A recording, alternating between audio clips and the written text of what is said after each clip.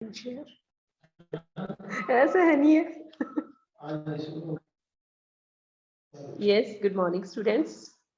आज का बेटा हमारा टॉपिक है पत्र लेखन, संवाद लेखन, अनुच्छेद लेखन, तो बच्चों और कथा लेखन।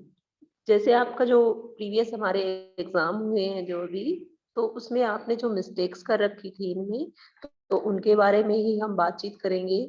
और सभी बच्चे जिनकी नोटबुक चेक हो गई थी, मेरे पास रिकॉर्ड है, तो उनके अलावा सभी बच्चे जो है आज अपनी नोटबुक साथ में रखेंगे। 20 मिनट्स का हमारा लेक्चर होगा ये, और after that we will check notebook. ठीक है, तो be prepare for notebook also. तो स्टार्ट करते हैं बच्चों। देखिए, जो आपने जो मेन मिस्टेक की हुई थी वो क्या थी कि जो कथा लेखन है उसको बच्चों आपने लिखा हुआ था अनुच्छेद लेखन की तरह।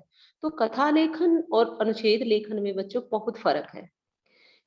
आपने तो कई बच्चों ने मतलब कंप्लेंट भी थी कि मैम आपने 2 नंबर दिए हैं, 4 नंबर दिए हैं। तो बच्चों जैसे हमारा कथा लेखन होता है, तो कथा लेखन में और अनुच्छेद में फर्क होता है।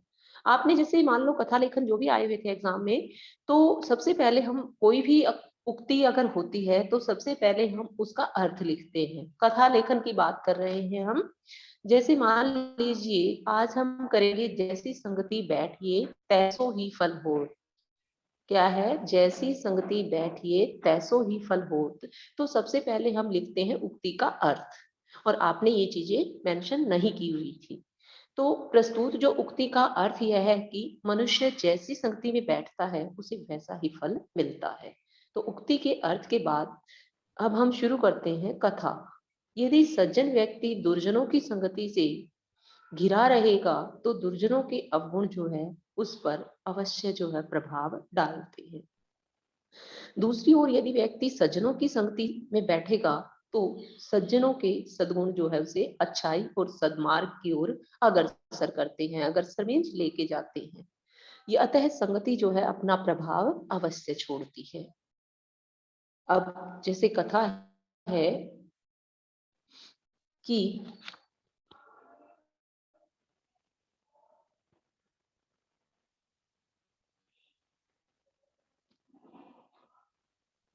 मैंने जो है अपने मम्मी पापा को फोन किया, परंतु शायद नेटवर्क न होने के कारण किसी से मेरी बात न हो सकी। जब मैं दरवाजे पर गया तो यह बुजुर्ग जो है दादाजी खड़े खड़े थक चुके थे। उनके चेहरे पर थकान साफ नजर आ रही थी। तो अतः संस्कारवश मैंने उन्हें मना न कर सका और घर के अंदर जो है ले गया। उन्हें सोफे पर बिठाकर मैंने उन्हें पानी पिलाया। ये बेटा अतिथि देवो भव। अतिथि देवो भव के बारे में है कि अतिथि जो है देवता के समान होता है, उसके बारे में है कथा। तो कहता है कि अतिथि जो है भगवान का रूप होता है। तो कहते हैं कि एक बच्चा क्या करता है कि उसके मम्मी पापा जो है गए हुए हैं, और वो कहता है उसके मम्मी पापा जो है उसको घर में अकेला है और कहकर जो है गए हैं कि आप दरवाजा मत खोलना। लेकिन जब डोरबेल बजती है, दरवाजे की घंटी बजती है, तो बच्चा जो है वो चला जाता है डोर खोलने के लिए, दरवाजा खोलने के लिए। फिर जो है उनके लिए चाय नाश्ते का भी प्रबंध करता है उस वृद्ध आदमी के लिए, क्योंकि मम्मी पापा तो थे नहीं उसके। तो हम दोनों ने साथ बैठकर जो है चाय नाश्ते का आनंद लिया उस वृद्ध आदमी के साथ। बच्चा जो है साथ बैठकर चाय नाश्ते का आनंद लेता है। फिर वह मेरे साथ बैठकर विभिन्न प्रकार के खेल खेलने लगा। साथ ही वह मुझे ज्ञानवर्धक बातें भी बता रहे थे। वह वृद्ध आदमी एक बच्चे के घर जो आते हैं, मुझे उनके साथ समय बिताने में बहुत आनंद आ रहा था। मैं उन्हें प्रसन्न करने का कोई अवसर न छोड़ता। उन्हें भी मैंने मेरे साथ बहुत आनंद आ रहा था। उन्होंने मुझसे कहा कि मुझे तुम्हारे साथ बहुत मजा आया। तुमने मुझे जो भी मान सम्मान दिया मैं उसे कभी नहीं भुला सकता। आज जो है तुमने अतिथि देवो भव की उक्ति को सार्थक कर दिया है। तो अतिथि देवो भव का अर्थ होता है अतिथि जो है ईश्वर के समान होता है। सबसे पहले उक्ति का अर्थ लिखेंगे और फिर जो है कथा लेखन स्टार्ट कर देंगे। इसके पश्चात देखिए, और फिर इसके बाद जो कथा जो है खत्म होती है, तो उसके बाद जो है जब वो वृद्ध जो है जाने लगे तो उनके जाने में से मैं मन ही मन दुखी हो रहा था। तब उन्होंने मुझे कहा कि मैं जब भी उन्हें याद करूँगा वह तुरंत आ जाएँगी। फिर उन्होंने मुझसे पानी माँगा, मैं उनके लिए पानी लेने रसोई चला गया। बाहर आकर मैंने देखा तो वे जा चुके थे। मुझे बहुत दुःख हुआ, किंतु उनके साथ बिताए पल मेरे हृदय में सदैव जो है अंकित रहेंगे। मम्मी-पापा के आने पर मैंने उन्हें पूरा जो है वृतांत सुनाया। थोड़ी देर के बाद वे मुझ पर क्रोधित हुए थोड़ी देर के लिए, लेकिन अचानक उनका ध्यान उस बुजुर्ग के थैले पर पड़ा जिसे वे मेरे घर ही भूल गए थे। उस बुजुर्ग के थैले से मिले पहचान, क्योंकि माँ पापा मम्मी ने तो जो है गुस्सा किया कि जब हमने आपको बोला था कि आप दरवाजा मत खोलना तो आपने ये काम क्यों किया। तो इसके पश्चात क्या हुआ कि उस थैले में जो पहचान पत्र मिले उन्हें देखकर जो है पिताजी ने कहा कि वे बुजुर्ग तो मेरे गांव के रिश्तेदार थे, तो अब हमारे शहर में ही रहने लगे हैं। तो सबसे पहले बेटा कथा का अर्थ, फिर कथा शुरू करते हैं और फिर जो है सीख लिखते हैं कि इस कहानी से हमें क्या शिक्षा मिलती है। तो ध्यान रखें, जब भी आप कोई कथा लिखते हैं, कहानी लेखन होता है जो, तो सबसे पहले आता है हमारा उक्ति का अर्थ, उसके बाद कथा शुरू करते हैं और अंत में आता है हमारा सीख कि इस जो है कथा से क्या सीख मिलती है। तो यदि सत्य है कि हमें अनजान व्यक्ति पर, भाई ये बात भी सच है कि हम अनजान व्यक्ति पर भरोसा नहीं कर सकते, परंतु साथ ही हमें घर आए व्यक्ति का अपमान न करके उन्हें पर्याप्त आदर सत्कार भी देना चाहिए। कि अगर कोई हमारे घर आ जाता है तो हमें जो है उसका आदर सत्कार भी करना चाहिए। ये भी बात जो है सत्य है। तो बच्चों, अगली जो है कथा है हमारे पास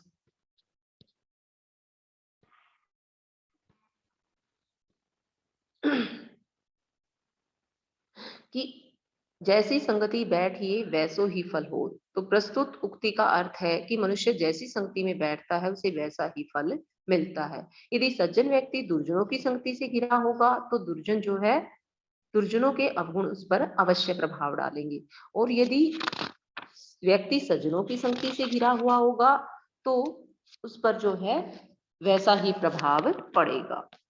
तो क्या होता है, अब ये उक्ति का अर्थ हो गया कि अतः संगति अब जो अपना अपना प्रभाव जो है अवश्य छोड़ती है। अब कथा देखिए बेटा, कथा है कि एक बार क्या होता है, एक समय की बात होती है। अब कथा लेखन, क्योंकि हमने कहानी मेथड से लिखना है इसको, कहानी के तरीके से, तो अनुच्छेद के तरीके से कहानी कभी मत लिखना। तो जैसे देखिए कहानी है, एक समय की बात है कि एक राजा की बेटी का विवाह था। उसने अपनी बेटी का विवाह बड़ी धूमधाम से किया। वह अपनी बेटी को ढेर सारा आभूषण, धन आदि देकर विदा कर रहा था, और जिस पालकी में राजा ने कीमती आभूषण, ढेर सारा धन इत्यादि रखवाया था, उस पालकी पर एक चोर की नजर पड़ गई। वह चोर भली भांति जानता था कि वह अकेला इतना धन नहीं चुरा सकता, अतः उसने एक गरीब बालक को धन का लालच देकर अपने साथ मिला लिया। वह बालक उसकी योजना से बिल्कुल अनजान था। उस बालक को ये नहीं पता था कि ये चोर जो है वो मेरे से क्या करवाना चाहता है। वो उसकी जो भी प्लानिंग थी, योजना मतलब प्लानिंग, जो चोर की प्लानिंग थी, वो उस प्लानिंग के बारे में बिल्कुल भी नहीं जानता था, उस योजना के बारे में बिल्कुल भी नहीं जानता था वो गरीब बच्चा। परंतु भूख शांत करने और पैसे के लालच में उसने चोर का साथ देना स्वीकार कर लिया। भूख और पैसे के लालच में जो है उसने चोर का जो है साथ देना स्वीकार कर लिया उस गरीब बच्चे ने।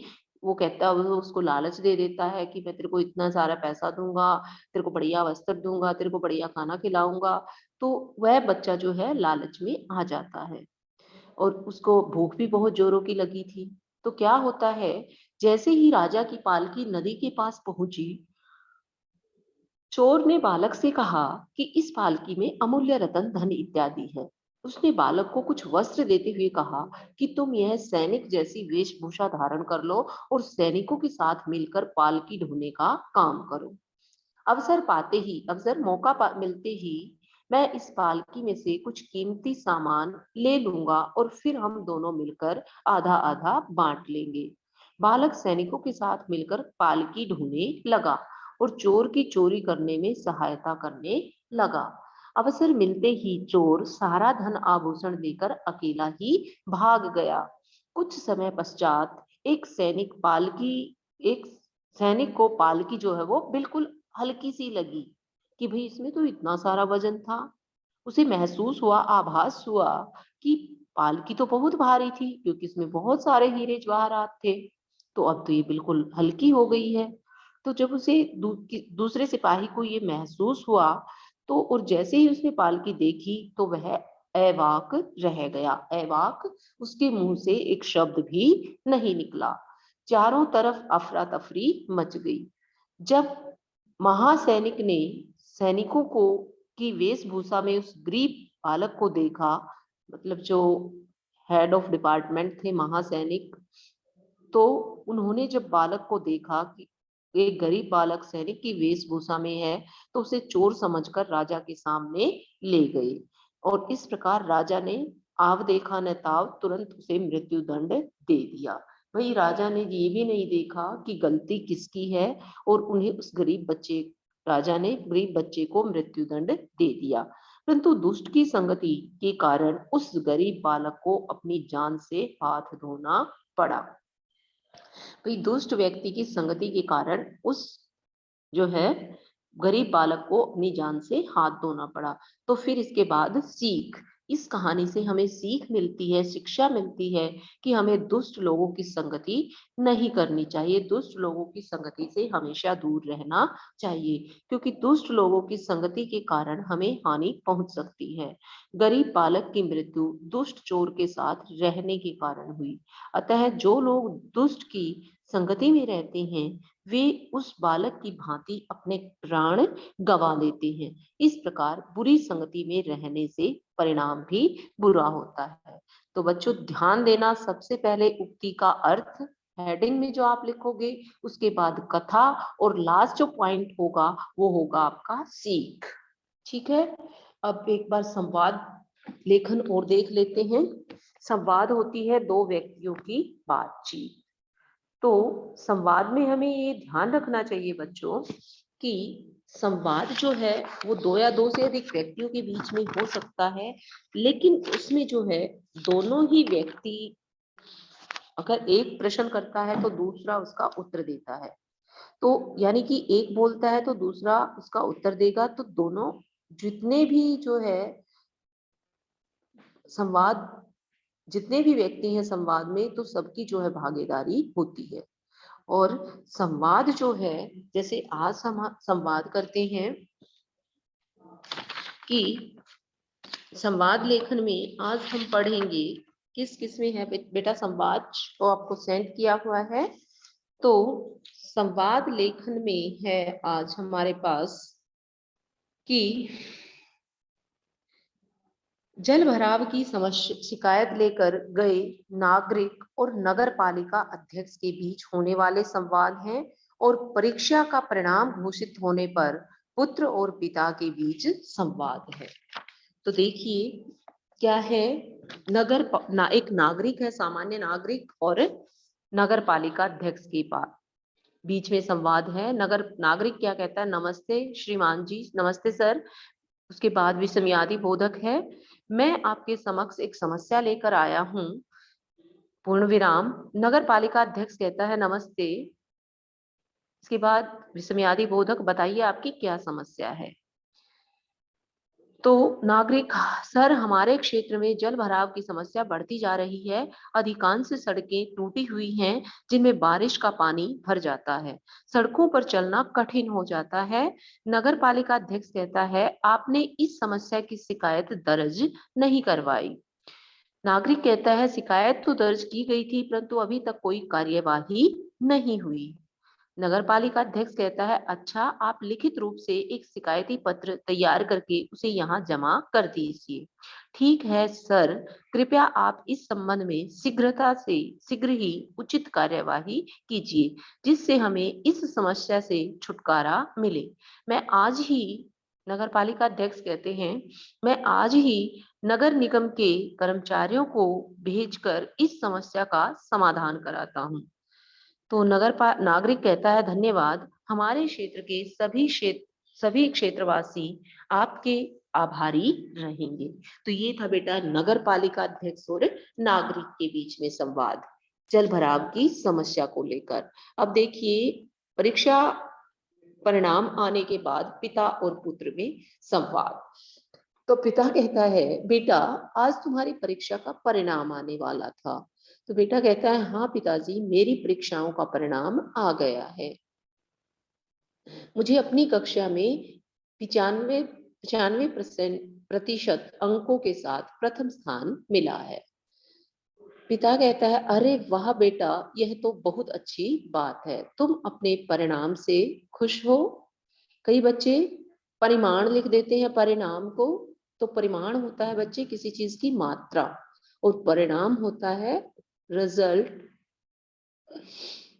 तो बेटा कहता है, हाँ पिताजी, मैं अपने परिणाम से बहुत खुश हूँ। पिता कहते हैं, अब तुमको अपना करियर चुनना चाहिए। बेटा कहता है, हाँ पिताजी, आप सही कह रहे हैं, तुम क्या बनना चाहते हो? पिता कहते हैं, हमारे देश में बहुत से व्यवसाय हैं, लेकिन तुमने डॉक्टर बनना ही क्यों चुना? बेटा कहता है, भारत में बहुत से गरीब लोग हैं जिनके पास उपचार के लिए पैसा नहीं है। मैं उन्हें निशुल्क जो है उपचार देना चाहता हूँ। यह तो बहुत अच्छी बात है, पिता कहते हैं। बेटा कहता है, धन्यवाद पिताजी। तो बच्चों, आज का जो था हमारा संवाद लेखन और कथा लेखन जो है हम समाप्त करते हैं। और अब आप जो है नोटबुक चेकिंग के लिए be prepare. We are starting notebook